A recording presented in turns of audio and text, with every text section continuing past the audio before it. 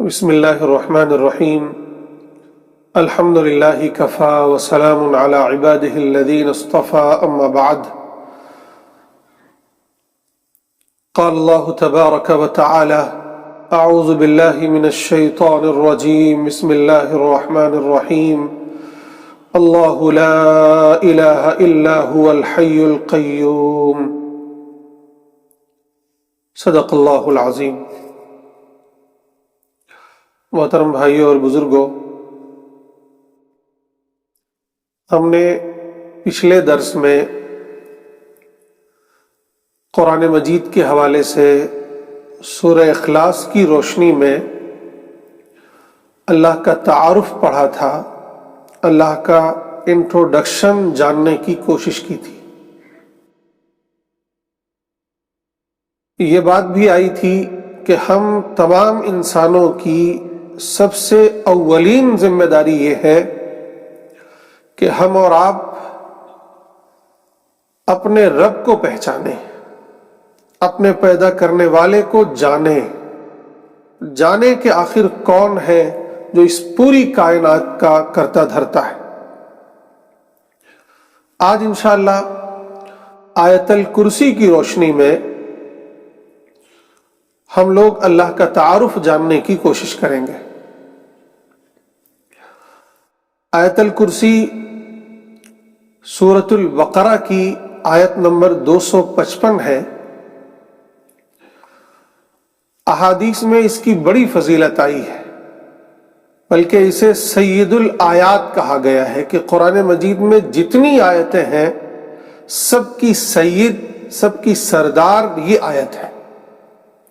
بہت فضیلت ہے اس کی، اور اسی وجہ سے ہے کہ اس آیت میں اللہ تعالیٰ نے اپنی توحید بیان فرمائی ہے، اپنا صفت کلام گویا اپنی صفات بیان فرمائی ہے، اپنی صفات بیان فرمائی ہے، اپنا انٹروڈکشن کرایا ہے، اپنے بندوں کے سامنے اپنا تعارف کرایا۔ فرمایا اللہ تعالیٰ نے اللہ لا الہ الا ہو۔ اب سوال یہ ہے کہ اللہ کون ہے؟ بتایا جا رہا ہے کہ اللہ وہ ہے جس کے علاوہ کوئی عبادت کے لائق نہیں ہے، کوئی معبود نہیں ہے۔ پہلی پہچان اس کی ہے کہ وہی ہے جس کے لیے عبادت ہو سکتی ہے، جس کو سجدہ ہو سکتا ہے، جس کو رکوع ہو سکتا ہے، جس کو قربانی ہو سکتی ہے، جس کی مالا، جس کی تسبیح پڑھی جا سکتی ہے۔ ساری عبادتیں اسی کے لائق ہیں، اس کے علاوہ کسی کے لائق نہیں ہے۔ کیونکہ اس پوری کائنات کا کرتا دھرتا، اس کا پیدا کرنے والا، اس کا چلانے والا، پالنے والا، اس کو وجود بخشنے والا، اسے کنٹرول کرنے والا، اسے تھامنے والا، اس کے ذرے ذرے کو پروان چڑھانے والا، قائم رکھنے والا، بس وہی ہے۔ جب کرنے دھرنے والی ذات وہ ہے تو ظاہر ہے کہ عبادت، بندگی، پوجا، وندنا اگر کسی کی ہوگی تو بس اسی کی ہوگی، اس کے علاوہ کوئی پوجا کے لائق نہیں ہے، کوئی عبادت کے لائق نہیں ہے، کوئی بندگی کے لائق نہیں ہے۔ اس کے بعد فرمایا کہ اللہ کون ہے؟ اللہ الحی ہے، یعنی زندہ ہے، وہی زندہ ہے، وہ ہمیشہ سے زندہ ہے، ہمیشہ زندہ رہے گا، کبھی اسے موت نہیں آ سکتی، موت سے بہت بالا تر ہے۔ القیوم، وہ خود بھی قائم ہے اور اس پوری کائنات کو، پوری سرشٹی کو وہی قائم کیے ہوئے ہے، وہی کنٹرول کیے ہوئے ہے، وہی سب کو تھامے ہوئے ہے۔ اس کی صفت یہ ہے لا تأخذہ سنۃ ولا نوم۔ اللہ کون ہے؟ خدا کون ہے؟ وہ جسے اونگ نہیں آتی، ولا نوم، جسے نیند نہیں آتی۔ یعنی ہم سب کا مالک، ہم سب کا خدا، ہم سب کا کریٹر وہ ہے جو ہمیشہ سے زندہ ہے، ہمیشہ زندہ رہے گا، اسے کبھی موت نہیں آتی۔ موت تو بہت بڑی چیز ہے، اسے نیند تک نہیں آتی، اور نیند تو بہت دور کی بات ہے، اسے اونگ نہیں آتی. ہم اور آپ بیٹھ جائیں, بڑا سے بڑا کوئی انسان, بڑا سے بڑا کوئی پیر فقیر, بڑا سے بڑا کوئی رشی منی, اسے اونگ آتی ہے, وہ جھپک پڑتا ہے.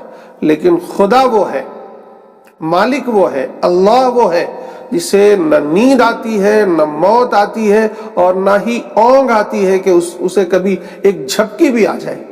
اس کی شان یہ ہے, لہو ما فی السماوات و ما فی الارض, کہ اسی کے لیے ہے زمین و آسمان میں, اس سرشٹی میں, اس کائنات میں جو کچھ بھی ہے سب اسی کا ہے.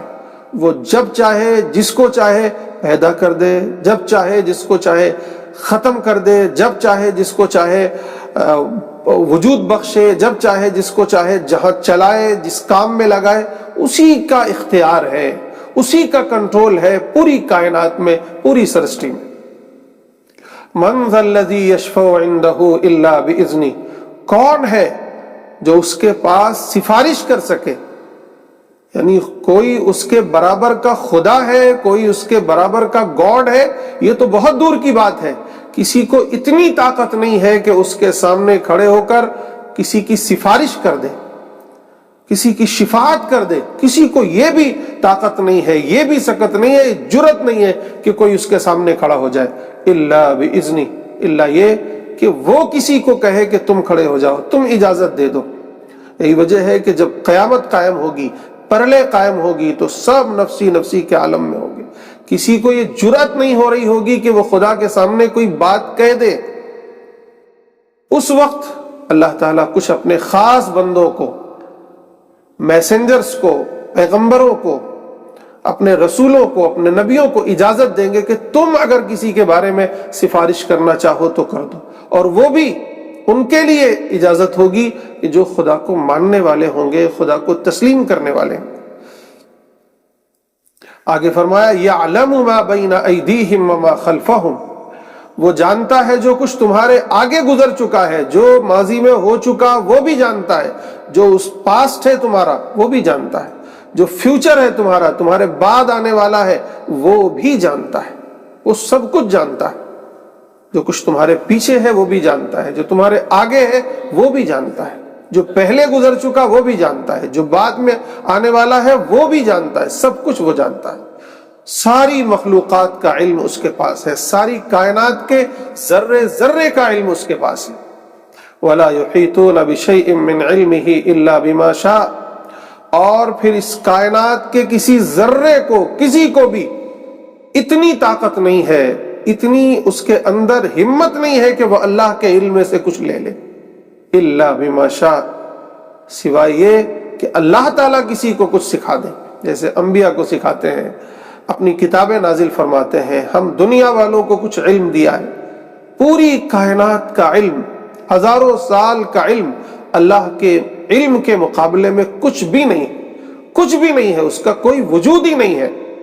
بہت سے بزرگوں نے لکھا ہے کہ اس کی مثال ایسی ہے جیسے کسی شخص نے سمندر میں ایک سوئی ڈال دے اور وہ وہاں سے سوئی اٹھائے تو جو ایک قطرہ پانی کا ذرے کے برابر اس دریا سے اٹھتا ہے, وہ بس اتنی حیثیت ہے اس پوری کائنات, اولین و آخرین اور ہر مخلوق کے علم کے پاس جو کچھ بھی علم ہے, اس کی حیثیت اللہ کے علم کے مقابلے میں بس یہ ہے. یہ بھی ایک سمجھانے کے لیے, ورنہ تو یہ بھی کچھ نہیں. کسی کو یہ ہمت نہیں, کسی کو یہ طاقت نہیں ہے کہ اللہ کا علم وہ چرا لے یا اللہ کا علم لے لے. وسع کرسیہ السماوات والارض, وہ تو کتنا عظیم ہے اس کا اندازہ تم نہیں لگا سکتے. اس کی کرسی جو عرش ہے وہ بہت عظیم ہے, اور پھر عرش ہے, عرش پر اللہ تبارک و تعالی مستوی ہے اپنی شان کے مطابق. کیا ہے, کیسے ہے, اس کی کیفیت کیا ہے, نہ ہمیں بتایا گیا ہے, نہ ہمیں علم ہے, نہ ہماری یہ محدود عقل اسے سمجھ سکتی ہے. تو عرش اتنا عظیم ہے, اتنا عظیم ہے کہ جیسے اتنا بڑا میدان ہو اور اس بڑے میدان میں ایک چھوٹی سی رنگ, چھوٹی سی انگوٹھی ہو جو ایک میدان میں پڑی ہوئی ہو, تو اس عرش کے مقابلے میں وہ کرسی اتنی بڑی حیثیت رکھتی ہے. اور پھر اس کرسی کے مقابلے میں یہ پوری کائنات, یہ زمین و آسمان اس ایک رنگ یا ایک انگوٹھی کی بقدر اپنی گویا حجم یا اپنا جسم رکھتے ہیں یا اتنی وسعت رکھتے ہیں بس. تو یہ کرسی اللہ کی اتنی عظیم ہے کہ یہ زمین و آسمان سب کو وسیع ہے. یہ زمین و آسمان اس کرسی کے مقابلے میں جیسے بڑے چٹیل میدان میں ایک چھوٹی سی رنگ، چھوٹی سی انگوٹھی پڑی ہو، یہ مثال دی گئی. وَلَا يَئُودُهُ حِفْظُهُمَا، اور اتنی عظیم ہے یہ زمین و آسمان، اس کے باوجود کرسی کے مقابلے میں یہ اتنے چھوٹے ہیں. پھر بھی تم یہ سمجھتے ہو کہ اس پر اللہ کا کنٹرول نہیں ہے. ہرگز نہیں، اللہ کا کنٹرول اس پر ہے، اور اللہ تعالیٰ اس کے کنٹرول کرنے میں ذرہ برابر بھی تھکتا نہیں ہے، ذرہ برابر تھکتا. وہ سب چیزیں اس کے قبضے قدرت میں ہیں اور اسے ذرہ برابر بھی تھکن محسوس نہیں ہوتی. وَهُوَ الْعَلِيُّ الْعَظِيمُ، اور جس رب کی یہ صفات ہو، ظاہر ہے کہ اس سے بلند، اس سے اعلیٰ، اس سے عظیم اور کون ہو سکتا ہے. وہ سب سے بلند، سب سے عظیم ہے، سب سے بڑا ہے، سب سے سروشریشٹھ ہے، وہی ہے.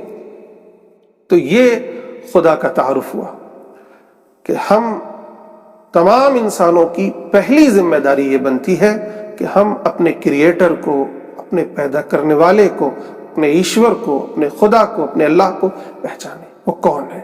خدا نے ہمیں یوں ہی چھوڑ نہیں دیا ہے، بلکہ اس نے اپنے نبیوں کے ذریعے سے، اپنی کتابوں کے ذریعے سے، اپنے گرنتھوں کے ذریعے سے ہمیں بتایا ہے کہ میں کون ہوں.